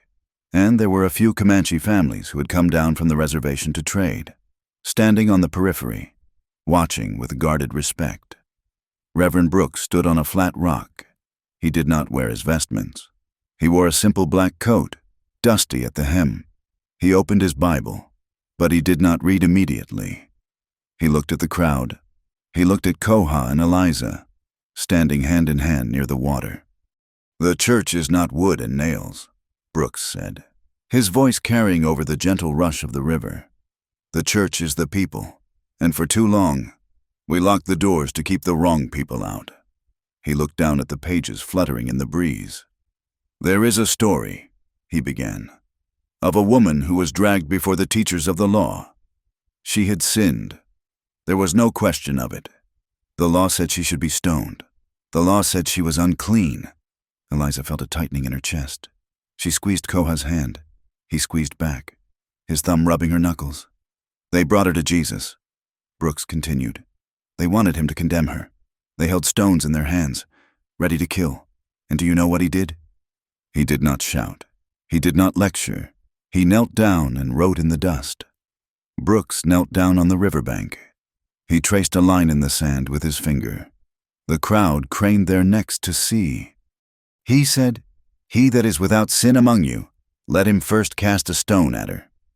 Brooks stood up. He looked at the town banker. He looked at the cowboys. He looked at his own reflection in the water. And, one by one, Brooks said softly, they dropped their stones, because they knew. We all carry secrets. We all carry shame. The only difference between the saint and the sinner is that the sinner admits he needs help. He looked directly at Eliza. And when they were all gone, he asked her, "Woman, where are those thine accusers? Hath no man condemned thee?" She said, "No man, Lord." And Jesus said unto her, "Neither do I condemn thee. Go, and sin no more." Tears pricked Eliza's eyes. She had heard the story 100 times in the pews of Ohio, but she had never heard it like this. She had always felt she was the woman on the ground, waiting for the rock to strike. But today, standing beside her husband, under the open sky, she finally heard the second part. "Neither do I condemn thee." The shame that had lingered in the corners of her heart, the shadow that whispered she was permanently damaged, finally evaporated like mist in the morning sun. After the service, there was a potluck. People ate together Comanche flatbread beside apple pie. Koha spoke with the ranch hands about horse breaking. Eliza sat with the women, bouncing a baby on her knee. It was not a perfect utopia. There were still awkward glances, still bridges to be built, but the wall was down. That evening, the cabin was quiet. The guests in the boarding wing were asleep. Eliza stood before the fireplace, on the mantel. She had set up a small altar. It was simple, a wooden cross that the Reverend had carved, and beside it, a small clay bowl. She struck a match and lit a tallow candle. The flame flickered, casting a warm, golden glow against the rough-hewn logs. Koha walked up behind her. He moved silently, as he always did. He reached into his pocket and pulled out a single feather, a golden eagle feather this time, rare and sacred. He placed it next to the cross. "Fire and air," Koha whispered. "Faith and freedom," Eliza answered. She turned in his arms, the firelight reflected in their eyes, in her pale blue irises and his deep obsidian ones. It was the same light. "Do you think about the future?" Eliza asked. She rested her hands on his chest, feeling the steady rhythm of his life. "I think about rain," Koha said, a small smile playing on his lips. "I think about the herd, and I think about the child you are carrying." Eliza froze. She looked up at him, her mouth opening in surprise. She had not told him. She had only suspected it herself for a few weeks. "How?" "I know the signs of the earth, Eliza," Koha said gently, "and I know the signs of my wife. Your scent has changed. You move differently to protect your center." Eliza buried her face in his shirt, laughing and crying at the same time. "I was going to tell you tonight. I was afraid." "Afraid?" Koha stroked her hair. "Why?" "Because of who I was," she whispered. "Because of the blood that is mixed in this child. Half white, half Comanche. Will he belong anywhere? Will he be safe?" Koha pulled back to look at her. His face was fierce and tender. "He will belong to us," Koha said firmly. "He will know the stories of the stars from my people, and he will know the stories of the book from yours. He will be the best of both." "And when he asks," Eliza said, her voice trembling slightly, "when he asks about my past, when someone cruel tells him that his mother was a woman of the night." Koha cupped her face in his hands. He looked at her with an intensity that burned through all the years of pain. "Then I will tell him," Koha said, "that his mother walked through fire and hell to find her way home. I will tell him that she is the strongest warrior I have ever known, because she fought a war without a weapon and won." Eliza closed her eyes, letting the words sink into her soul. She was not the saloon girl. She was not the victim. She was a warrior. "Come," Koha said. "The fire is dying down. Let us sleep. If this story of a Comanche warrior and a mail-order bride with a muddied past has touched a part of your heart, the part that believes everyone deserves a second chance, then you are one of our people. In this wild West, faith is not just something preached from a pulpit on Sunday morning. It is kept by calloused hands that work the earth. It is held in the embrace of arms that refuse to let go, even when the storm is howling at the door. It is the belief that no matter how dark the night gets, the dawn is a promise that is always kept. The sandstorm had passed, leaving the air scrubbed clean and sharp. Above the vast, silent prairie, the stars came out in their thousands, a river of silver light stretching from horizon to horizon. Down below, in the immense darkness of the plains, there was a single point of light. It came from the window of a small log house near the river. It was a tiny spark in the great void, but it burned steady and true. It was a fire of love, of faith, and of freedom, a beacon for the lost, a home for the weary, and the beating heart of the Wild West. Thank you so much for listening to this story. If Eliza and Koha's journey moved you, I would love to hear from you. Please leave a comment down below and tell me where in the world are you listening from. It is amazing to see how far these stories travel. And if you want to hear more tales of the frontier, of love and survival under the western sky, please make sure to subscribe to my channel, Wild West Tales. Hit that like button to support the channel, and smash the hype button to help this story reach more people who might need a reminder that redemption is always possible. Until next time, keep your fire burning.